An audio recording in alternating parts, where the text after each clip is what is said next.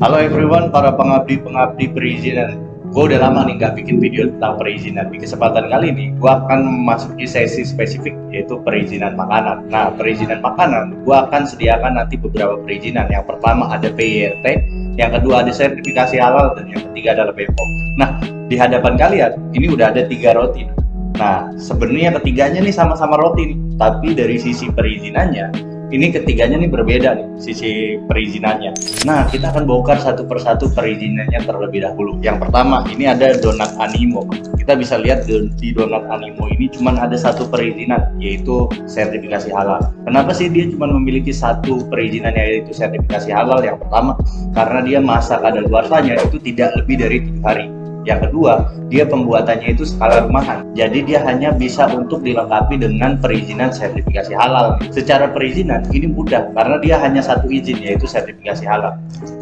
Oke, kita masuk ke roti yang kedua. Ini adalah roti jajanan pasar yang gue temui di pinggir-pinggir jalan tuh, di warung-warung pasar. Pasti kalian juga pernah lihat roti-roti seperti ini, seperti roti kaca dan roti sebagainya. Apa sih yang membedakan roti kaca dengan roti Animo? Karena dia memiliki 2 perizinan. Perizinan yang pertama yaitu jelas sertifikasi halal, dan perizinan yang kedua yaitu PYRT. Di sini pasti ada tertulis nih PYRT. PYRT ini apa sih Bang? PYRT adalah izin untuk produk yang skalanya rumah tangga. Ada beberapa syaratnya. Syarat yang pertama, dia kadaluarsanya lebih dari 7 hari. Syarat yang kedua, dia pembuatannya skala rumahan. Nah, bisa melalui semi mesin ataupun pembuatan dengan tangan kita sendiri. Nah, itulah PYRT. PYRT ini disertifikasi sama Dinas Kesehatan, Pak. Ini adalah roti yang kedua, yaitu terkait dengan PYRT. Jadi perizinan di dalamnya cuma 2, PYRT dan sertifikasi halal. Kita masuk ke roti yang ketiga. Ini roti yang lagi viral, yaitu sari roti. Roti sari roti. Sari roti. Roti sari.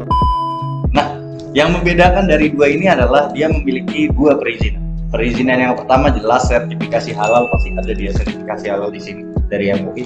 Yang kedua, dia ada namanya izin BPOM. Bang, lantas bedanya sama PYRT apa, Bang? Nah, bedanya dengan PYRT, BPOM itu digunakan untuk produk yang skalanya industri dia, bukan lagi rumahan. Nah, kita udah tahu lah, sari roti itu pabrik, Pak. Nah, dia pabrik, skalanya pasti besar. Skalanya besar, automatically dia harus menggunakan izin edar yang namanya BPOM. Nah, produknya biasanya lebih dari 7 hari untuk masa kadaluarsanya, pembuatannya di pabrik, dan yang ketiga dia disertifikasi sama BPOM, Pak. Ini adalah ketiga jenis roti, walaupun sama meskipun beda rasanya, tapi ketiga perizinannya berbeda. Oke, kita masuk ke segmen 1, yaitu terkait dengan pembuatan izin PYRT. Di sini gua akan ngebahas secara lengkap PYRT kepada kalian dari mulai syarat, secara pengajuan, sampai PYRT kalian terbit. Oke, kita akan lanjut video ini ke sesi selanjutnya. Mari kita coba.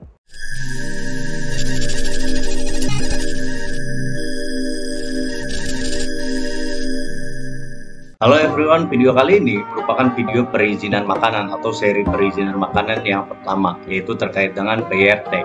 Nah, video kali ini dibuat oleh gue, yaitu Ruli Agustin, sebagai konsultan hukum di paradoxlegal.id. Teman-teman bisa add IG gue Ruli Agustin atau add IG-nya Paradox tuh, @paradoxlegal.id.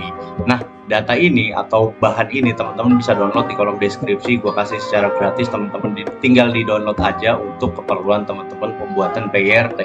Nah, kalau teman-teman memang tidak bisa untuk membuat PYRT ini secara sendiri atau secara mandiri, teman-teman bisa kontak gue secara langsung. Nomornya gue taruh di kolom deskripsi.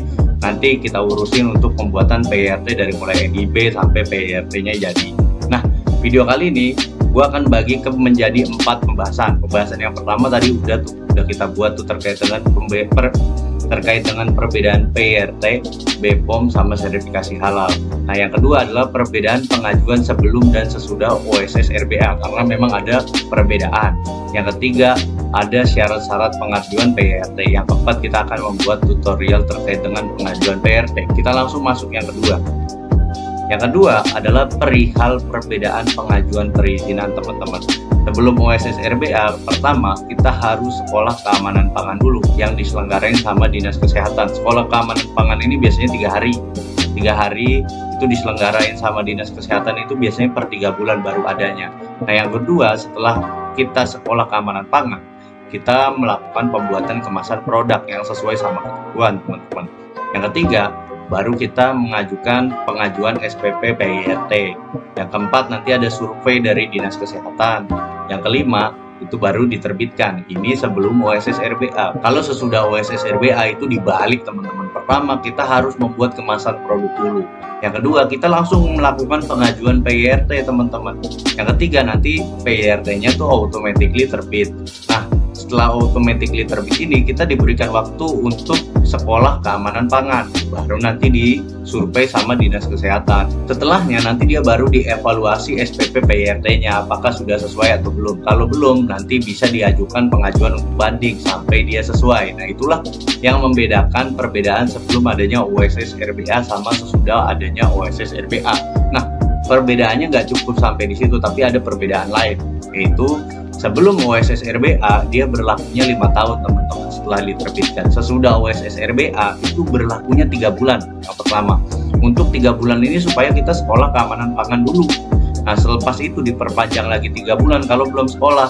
Nah, kalau udah sekolah dia langsung disurvei sama Dinas Kesehatan. Nanti setelah SPP IRT-nya terbit itu dia berlaku 5 tahun. Jadi ada step yang berbeda antara sebelum sama sesudah OSS RBA. Kalau sebelum OSS RBA kita harus sekolah pengajuan terlebih dahulu baru terbit. Kalau sesudah OSS RBA bisa terbit dulu SPP PYRT-nya, tapi nanti dievaluasi baru kita sekolah keamanan pangan, baru dia berlaku sampai 5 tahun, teman-teman. Ibarat kita sudah selesai untuk evaluasi secara mandiri dari Dinas Kesehatan supaya sesuai gitu untuk OSS RBA yang versi PYRT yang sekarang. Itulah perbedaan antara OSS RBA dengan OSS yang belum RBA kemarin terkait dengan SPP PYRT. Nah, kita akan beralih ke slide selanjutnya. Slide selanjutnya adalah perihal makanan apa saja sih yang bisa diajukan PYRT-nya. Yang pertama, makanan yang kadaluarsanya lebih dari 7 hari, itu yang pertama. Yang kedua, diolah dengan skala rumahan, baik pengolahannya manual ataupun semi mesin, teman-teman. Nah, diolahnya itu dengan cara apa? Diolah dengan cara digoreng, diasap, dipanggang, ataupun direbus, ataupun dengan pemberian gula, garam, itu bisa masuk untuk makanan yang diajukan PYRT-nya. Itulah makanan-makanan yang bisa diajukan untuk perizinan PYRT, teman-teman.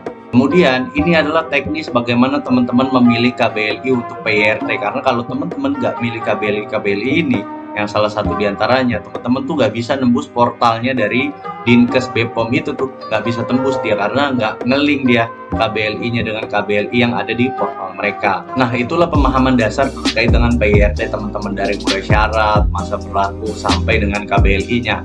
Oke, kita sudah mempelajari terkait dengan KBLI, syarat pengajuan, sampai masa kadaluarsanya PYRT. Nah, kita akan langsung masuk sesi ketiga, yaitu terkait dengan bagaimana tutorial pengisian NIB sebelum mengajukan PYRT. Oke, kita akan masuk ke step yang ketiga. Step yang ketiga ini adalah pengisian terkait dengan NIB-nya terlebih dahulu, teman-teman, biar teman-teman ilmunya tuh linier dari awal sampai akhir, dari pemahaman sampai dengan tutorialnya tuh selesai. Oke, kita akan mulai ke yang pertama terlebih dahulu. Yang pertama, teman-teman bisa masuk akun OSS, teman-teman. Setelah masuk akun OSS, teman-teman langsung klik perizinan berusaha, langsung klik permohonan baru. Kalau teman-teman belum pernah mengajukan NIB, kalau sudah pernah mengajukan NIB, teman-teman bisa klik pengembangan. Yang pertama. Yang kedua, lalu tambah bidang usaha, teman-teman. Setelah tambah bidang usaha, nanti di sini dipilih nih bidang usahanya. Di sini adalah tempat teman-teman untuk memilih KBLI. Nah, kalau KBLI-nya udah dipilih, setelah mengisi KBLI, teman-teman harus mengisi kotak-kotak kosong ini sesuai dengan informasi yang teman-teman punya, yaitu lokasinya di mana, nama kegiatan usahanya apa, apakah punya NPWP cabang atau enggak. Ini diisi sampai selesai. Apabila sudah selesai, teman-teman bisa klik selanjutnya. Nah, setelah klik selanjutnya, teman-teman bisa disclaimer di sini, lalu klik selanjutnya. Setelah selanjutnya nanti teman-teman tuh akan masuk ke portal untuk penerbitan NIB. Ini kan 10.723, ini adalah KBLI pengasapan ikan yang buat salah. Nah, kemudian teman-teman bisa klik proses perizinan berusaha di sini. Nanti NIB-nya terbit, teman-teman. Nah, dia NIB-nya terbit. Setelah NIB-nya terbit, di sini teman-teman baru bisa mengajukan PYRT-nya. Oke, kita langsung ke pengajuan PYRT. Ini adalah part yang keempat atau part yang terakhir pengajuan PYRT, teman-teman. Teman-teman bisa langsung aja klik PBUMPU, yaitu permohonan baru. Nah, setelah teman-teman klik PBUMPU dan permohonan baru, teman-teman bisa langsung cari KBLI-nya yang tadi ini kan 10.723. Langsung klik proses perizinan berusaha UMPU. Nah, selanjutnya teman-teman di sini ajukan perizinan berusaha UKU. Nah, di sini teman-teman bisa klik lagi. Di sini teman-teman bisa memenuhi sertifikat atau SPP PIRT, atau teman-teman bisa searching di situ, nanti ada searchingannya SPP PIRT atau SPP IRT. Nah, teman-teman bisa klik lanjut di sini. Setelah teman-teman klik lanjut, nanti ada nih muncul dia kotak panjang seperti ini, langsung klik aja pemenuhan persyaratan PBU yang hijau yang seperti ini. Nanti teman-teman langsung dilempar ke websitenya BPOM atau websitenya PIRT itu. Nah, di sini langsung begini nih muncul. Nah, di sini teman-teman harus isi semuanya. Isi semuanya langsung, nanti teman-teman jadi akunnya. Ketika sudah jadi akunnya, teman-teman harus login. Nah, ini adalah aplikasi yang tadi kita diloncatin tuh dari OSS ke BPOM. Nah, di sinilah. Nah, tadi kita disuruh buat akun di sini, masukin akun, password sama klik saya bukan robot dan login. Nah, setelah login, teman-teman langsung klik aja di sini untuk permohonan usulan baru PIRT. Nah, ini kurang lebih surat-surat yang teman-teman harus buat begini aja, nanti di copy, nanti diganti aja ininya sesuai dengan daerah teman-teman masing-masing. Terus setelah itu choose file lalu simpan. Nanti dia akan muncul langsung ke slide selanjutnya. Ini adalah slide selanjutnya teman-teman. Teman-teman harus mengisi nama, data diri semua. Ini adalah perihal data diri usaha teman-teman tuh. Ini slide pertama yang teman-teman harus isi. Jadi diisi aja dulu untuk sesuai dengan detail alamat usaha daripada teman-teman. Itu yang pertama.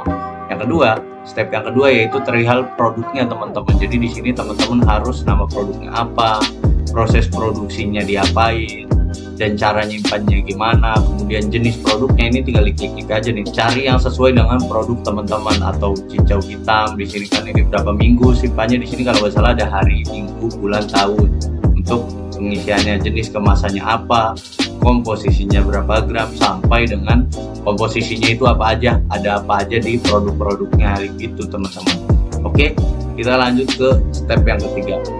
Step yang ketiga ini adalah perihal label teman-teman. Semua yang teman-teman ada di sini 12 hal ini, nah 11-nya itu harus masuk teman-teman, harus iya semua. Kalau ada salah satu aja yang tidak, itu bisa dievaluasi sama verifikatornya, jadi nggak lolos dia. Nah, setelah itu teman-teman masukin foto produknya atau label produknya di sini berbentuk JPEG, JPG atau PNG. Nah, ini adalah produk-produk atau label produk yang teman-teman harus penuhi. Harus ada nama produknya, komposisi, berat bersih, halal, tanggal produksi, sampai keterangan lainnya yang teman-teman harus penuhi di produknya. Seperti itu teman-teman. Kita kalau sudah di sini sudah lewat, kita bisa langsung masuk ke step yang keempat. Step yang keempat ini cuman kita disclaimer aja bahwa kita akan memenuhi segala komitmen, yaitu yang 3 bulan tadi. Pertama, penyuluhan keamanan pangan. Yang kedua, industri yang baik untuk rumah tangga. Yang ketiga, akan memenuhi ketentuan dari label tuh yang 12 poin tadi tuh. Nah, setelah itu teman-teman bisa klik submit. Setelah disubmit, nah di sini berhasil. Nanti di sini teman-teman bisa sinkronisasi data. Setelah teman-teman sinkronisasi data, nanti dia kirim tuh langsung OSS ke OSS PIRT-nya. Nah, di sini nih. Nah, ini kembali ke menu PBU UKU. Nanti teman-teman bisa klik proses perizinan berusaha UKU. Setelah itu, teman-teman nih bisa nih langsung cetak perizinan berusaha UKU. Jadi izinnya udah terbit dan udah disetujui teman-teman. Nah, kemudian ini adalah PIRT yang terbit seperti ini dia bentuknya. Ada nomor PBU UKU-nya di sini, ada alamat usaha dan lain-lainnya di sini. Jadi ini sudah terbit untuk proses perizinan berusaha UKU terkait dengan PIRT. Oke, segitu aja yang bisa gue sampaikan. Semoga ilmu ini membantu teman-teman dalam proses pengolahan atau dalam proses pengajuan PIRT. Sekian yang gue bisa sampaikan. Sampai jumpa di perizinan-perizinan selanjutnya.